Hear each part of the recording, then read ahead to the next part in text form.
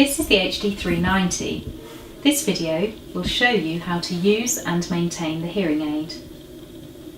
To insert the battery, you will need to open the battery chamber.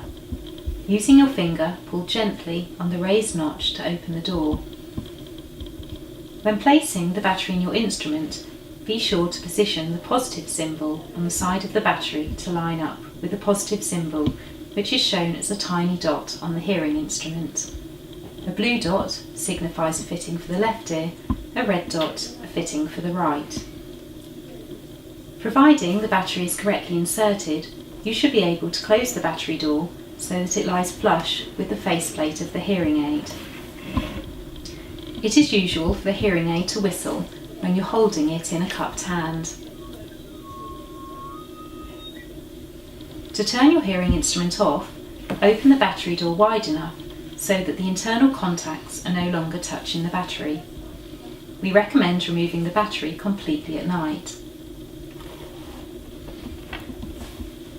In terms of user controls, the HD390 has been set up with 4 different memory settings. Unless otherwise discussed with us, the memories are used to represent different volume settings. Memory 1 will be the softest option, and Memory 4 the loudest. The HD390 relies on the AirTouch mechanism to access the different levels. There is no physical push button. AirTouch memory allows you to select between memories by double tapping the outer part of your ear canal. The change in air pressure triggers the AirTouch and correspondingly moves to the next memory position. The number of beeps you hear will indicate which memory setting you're now in. A few minutes of practice should be sufficient for you to become comfortable with AirTouch system. If you are ever unsure as to which program you're on, you can always go back to number 1 by opening and closing the battery tray. The HD390 has a wax filter located on the meatal tip of the hearing aid. This will help protect the internal components from exposure to wax and dust. Earwax is one of the main causes of hearing aid malfunction. During daily use, earwax can work its way into the sound outlet of your hearing aid and partially or completely block the passage of sound. It is very important to check that the wax filter is clean before every use. Use the soft brush supplied with your HD390 to brush away any accumulated debris.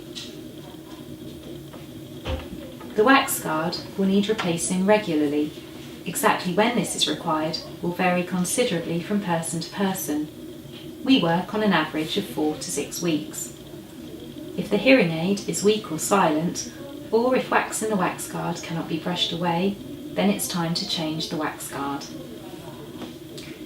The HD390 uses a Hear Clear wax guard system. Each filter is housed on a small wand with a raised point at one end that may be used to remove the old filter. Insert the end, twist, and pull the wax guard out. Turn the stick around to where a new wax guard is positioned and then push gently into place.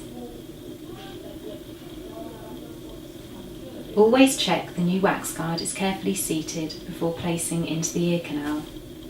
Be sure to throw the used filter away.